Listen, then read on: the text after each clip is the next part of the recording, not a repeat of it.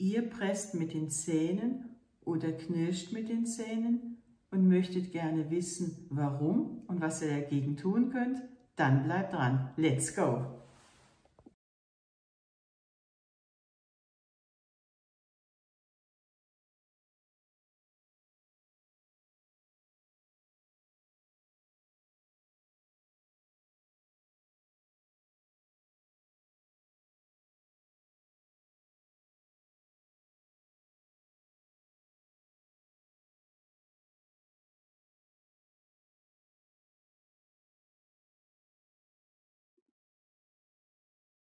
Zähne pressen oder knirschen, auch Bruxismus genannt.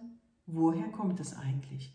Wir wissen inzwischen, dass es eine Reihe von Ursachen gibt. Zum Beispiel die Schlafstörung. Patienten oder Betroffene, die einfach schlecht schlafen, also schlecht einschlafen oder durchschlafen, leiden häufig an Verspannungen genau in diesem Bereich, im Masseter- oder Temporalmuskel, oder auch an Zahnschädigungen durch diesen erhöhten Druck im Zahnbereich. Aber auch gewisse Medikamente fördern einen Bruxismus, wie zum Beispiel Medikamente gegen ADHS oder auch ganz bestimmte Antidepressiva. Dann bestimmte Drogen wie zum Beispiel Nikotin, Alkohol, Methadon, Ecstasy fördern einen Bruxismus. Und ein ganz großes Thema, ganz klar, ist Stress. Da lässt sich ganz einfach sagen, ja, man soll den Stress reduzieren, aber das geht häufig familiär oder beruflich nicht. Ich empfehle immer, möglichst den Umgang mit Stress zu ändern. Das ist nicht ganz einfach, aber etwas einfacher als die Stressquelle zu reduzieren.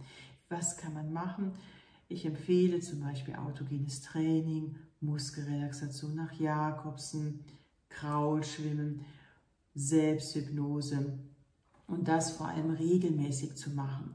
Wir haben dazu ein Buch vor einigen Monaten rausgebracht, das ist zum Beispiel diese 42-Tage-Challenge, die es bei Amazon gibt, um den Betroffenen wirklich etwas mit auf den Weg zu geben, dass er eine Gewohnheit nach 42 Tagen etablieren kann, bestehend aus Atemtechniken, Selbsthypnose, Faszienmassage und ganz bestimmten Kiefergelenksübungen, die regelmäßig dann durchgeführt werden sollten.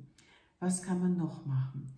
Ganz klar natürlich die Massage, aber Massage alleine der Kaumuskeln ist eine Symptombehandlung, genauso wie die Physiotherapie.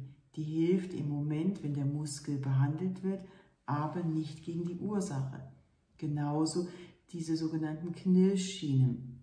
Die Schienen schützen die Zähne ganz klar, aber der Mechanismus, dass man nachts oder im Unterbewusstsein fest auf die Zähne beißt, dagegen kann sie nicht helfen.